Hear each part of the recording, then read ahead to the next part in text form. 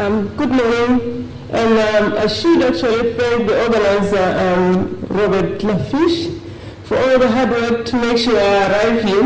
And Paul, I should give us a little background about myself, that my training is really on remote sensing, and through remote sensing I've had to work on land degradation and desertification issues. And as I worked on desertification, I got also to work on climate change. I've been involved in the IPCC, the third and the fourth assessment working group 2.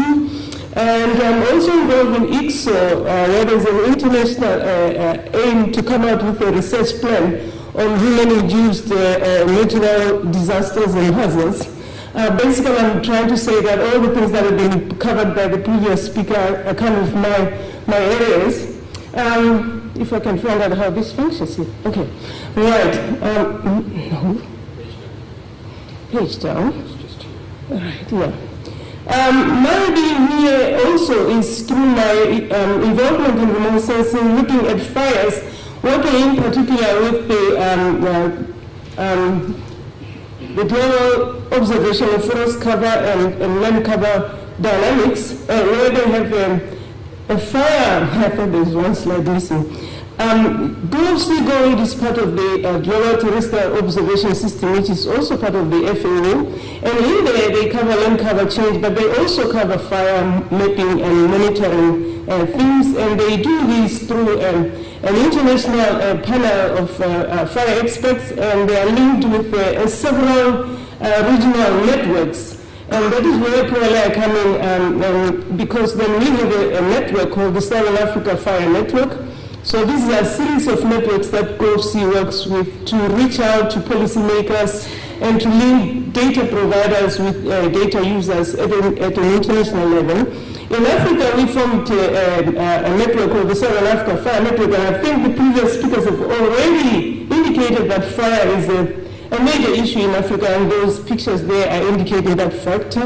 And also indicating that Southern Africa is one of the frequently burning part of Africa. Southern Africa Fire Network basically is a way of pulling together different users or people who are affected by fire to share knowledge, just as is the case with this organization. And I'm advertising there our 7th workshop in Caprivi, Namibia in September. That's just to indicate where SAFNet is the coverage of the network. A network is basically functions through country contact points, and there are about 12 countries that are involved in the network, and I do the dirty job of coordinating the network.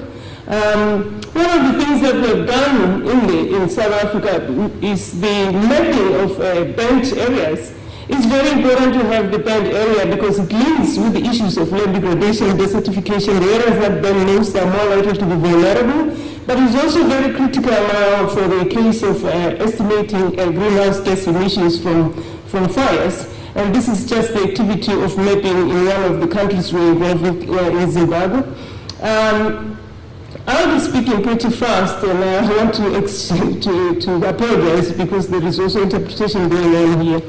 Fire is basically a global phenomenon. It occurs in almost all the different vegetation types we have at a global level: the tropical forest, the temperate forest, boreal forest, as well as the savannas that we find in Africa.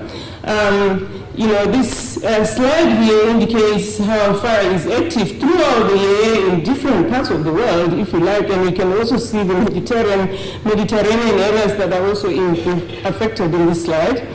But one of the major drivers of fire is weather. At the end of the day, is climate, but climate on its own, yes, it causes a lot of damage, and there is now good indication that certain areas in Alaska, Siberia, you get about 80% of the burnt area being due to natural fires from lightning rather than human-induced. But still, majority of fires are linked to our land use. They are also linked to the ecosystem types. But weather and climate drive this whole system, whether you're going to have the right vegetation and it's in the right condition to burn, and the weather conditions like wind, air temperatures are important. And based on that, we can use that information to come out with fire risk assessment and also form the basis for fire early warning systems if we can move forward. This slide just shows the critical link between fire and the different weather parameters. As the air temperatures increases, the intensity of fire also increases, and we can say the same with the fuel load, how much biomass you have on the ground. And as the moisture condition of the biomass decreases, you are more likely to get more higher fire intensity. And as the humidity drops, and we also have a higher risk of fires. And since I'm in the Mediterranean region, I thought it was important to link up. So my story will be having a bit of the Mediterranean, a bit of Africa in there. That is one region also which is prone to fires, because you have this distinct kind of seasons. You've got a dry season which is well defined, as well as a wet season, and that really gives the proneness to fire in that case. So basically, regions that have got a distinct dry, wet seasons and also frequency of drought followed by wet years, they are high risk fire zones. We can use the weather as well as the ecosystem and the topography to come out with different fire types. Like we can talk in terms of the ground fires, and there are fires that are affecting the peat or the material that is on the ground. There's also surface fires that dominate much of my country because they are grassland fires, and we have the crown fires that really are the true forest fires that can burn the crown without affecting the ground, and then you've got fires that are really spotting, which is linked to the wind direction. Using that, countries are working now on coming up with fire danger ratings, and this is a major research area that is going on, and there will be a conference on this in Canada, in Montreal, in July, because they're trying to find ways of integrating satellite data and the normal meteorological parameters to come out with fire danger ratings, which we can later use to come out with early warning system for fires.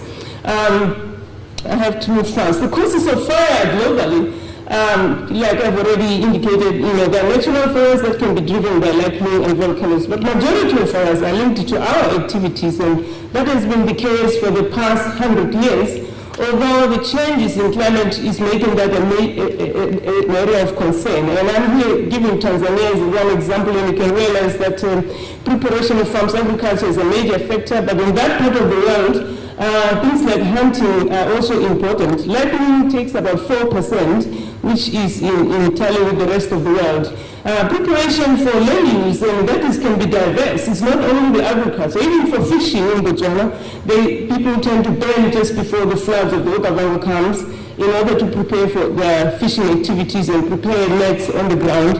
And the normal agriculture fires we know about, crop residue, land clearing. And agriculture fires are really dominant globally. They cover large, almost affect different parts of the world.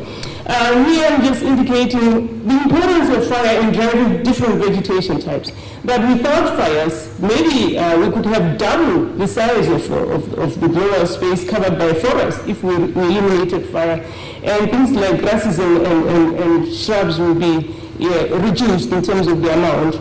And also, since I'm here, I thought I reflect as well on the Mediterranean biomes, because they are major and they are very vulnerable to fires, and we have part of these in Southern Africa as well, called the Fynbos. My intention was to arrive earlier and learn all the different names of these shrubs here, but unfortunately, because of the airline, I ended up arriving early morning, so I can't even mention, pronounce some of the names that are given there.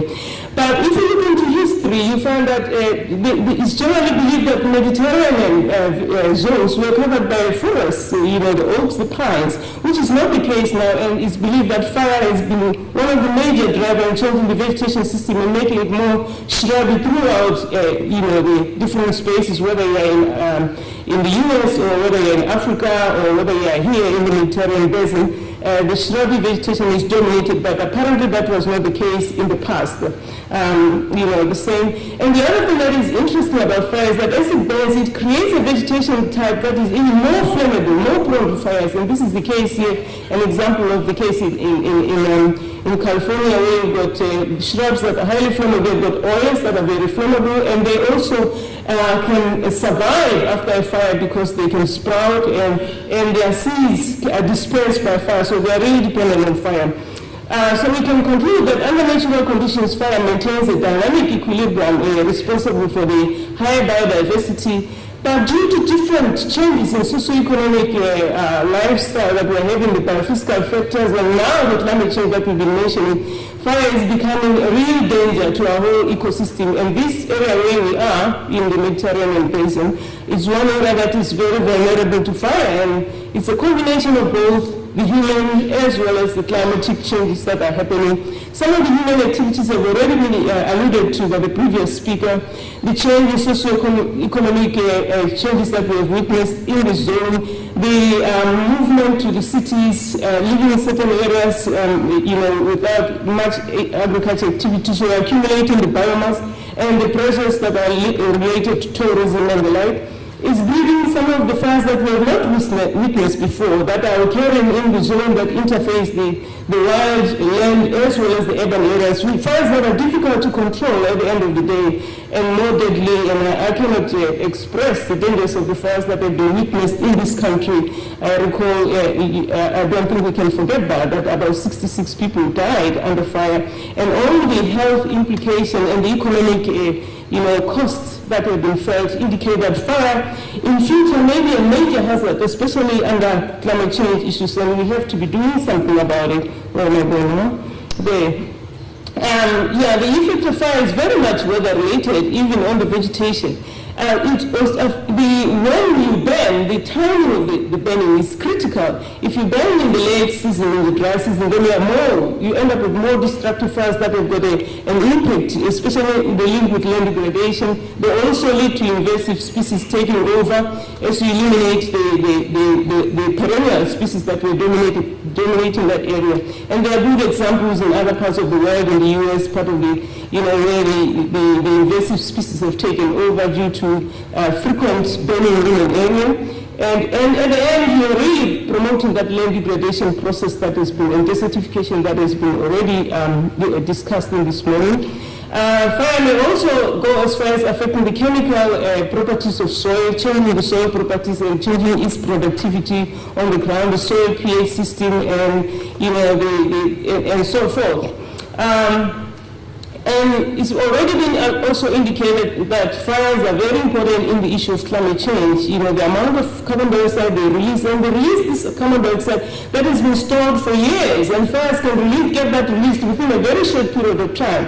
And that is really a major concern, the amount of greenhouse gases that are put out there, and some of the incomplete combustion products that come in are a health hazard as well, in addition just the issue of climate.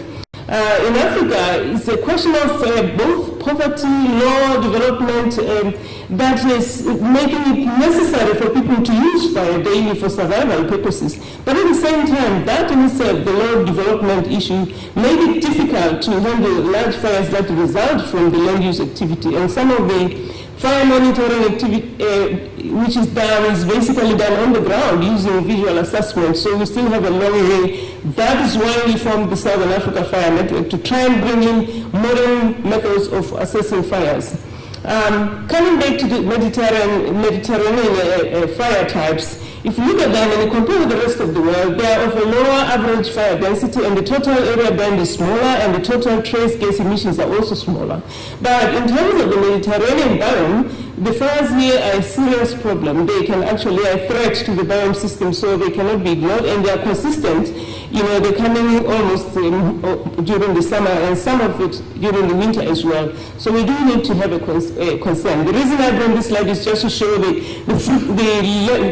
those red dots are the fires that are occurring in the areas of Southern Africa. When we talk about the low average fire density in the Mediterranean, and you compare with this, you can see how many small fires can erupt in our region. But this side, I'm made to believe that low fires are more larger and not as clustered as like that. Climate change has also been mentioned, and I've already been indicating the role of climate in the whole process of fires, forest fires.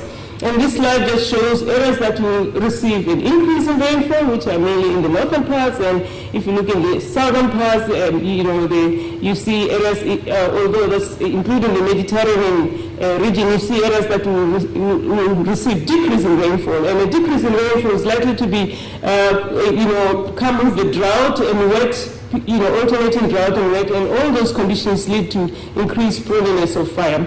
The increase in temperatures, I think that has already been indicated at the global scale, and that is also a serious threat, increasing fire risk at a global scale as well. The droughts, and I'm using here the slide here of a region that you are familiar with, but also indicating that there's more likelihood of us experiencing more frequent drought than we have in the past.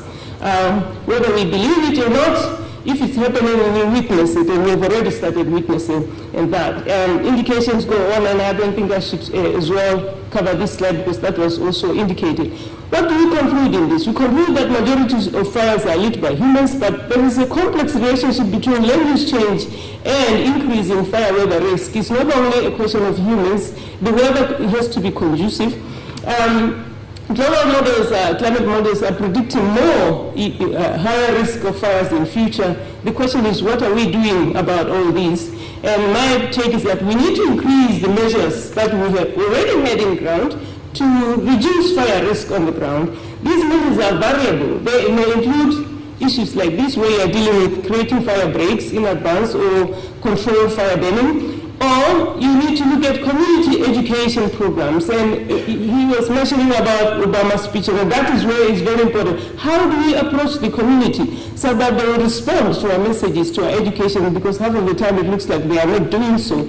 So we, for example, in South Africa, we looked at the different messages we sometimes put out for the public, but they tend to be negative, emphasizing that, the hazardness of fires, and that may be very interesting to the young generation. They like to try that hazardous thing. So maybe we need to think about a more positive way of how we approach the public so they can get the messages across. And then the use of geospatial information, since it's my area, is very important because it allows us to integrate different information, to track fires that are already active, and as well as to assess the risk of fire before they happen, and provide the basis for developing early warning systems on fire.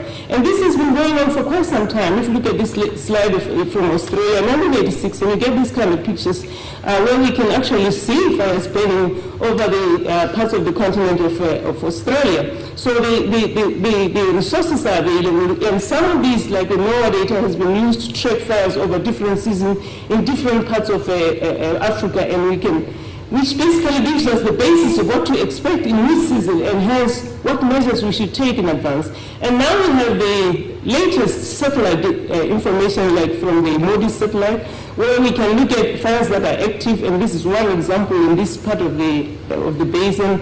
Similar examples, and if you link them to the fires that occurred then in 2007, those pictures were available. Making it more possible for those who are monitoring on how to attack the fire on the ground. They are provided with this information. We can also look at the trends in changing the fire trends over our regions, and we can incorporate that in our fire management strategies. We can go on this. This is an example for Southern California, which is another Mediterranean biome, with linking the fires on the ground and fires from the satellite data.